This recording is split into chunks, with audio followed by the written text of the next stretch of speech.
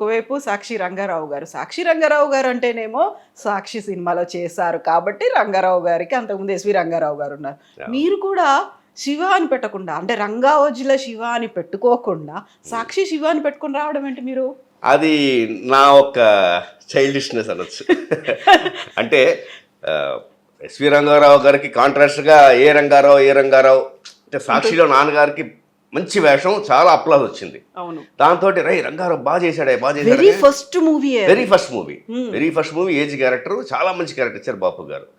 So అప్పుడు ఏ రంగారావు సాక్షి రంగారావు అని చెప్తే అప్పుడు సెకండ్ పిక్చర్ నుంచి బాపు గారు ఆ రంగావజ్జుల ఇంటి పేరు తీసేసి సాక్షి రంగారావు అని పెట్టారు. అది ఇంటి పేరు అయిపోయింది. మరి నాది వెంకట శివరామయ్య నా అసలు పేరు.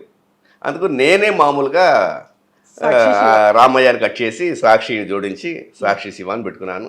దానికి అపాలజీ కూడా మా నాన్నగారు బాపు గారి ఇంటికి వెళ్ళి కాళ్ళ మీద పడి, నాకైతే మీరు పెట్టారు ఆ పేరు, మా అబ్బాయిని అడగకుండా పెట్టేసుకున్నాడు, క్షమించండి అని బాపు గారి దగ్గర ఆయన ఇంటికి వెళ్ళి కాళ్ళ మీద పడి ఆయన అపాలజీ అడిగారు. దానికి బాపు గారు నవ్వి, ఏ రంగారావు దీంట్లో ఏముందయ్యా అని చెప్పి ఆయన అంత సెన్సిటివ్, అంత డిసిప్లిన్ మా నాన్నగారు.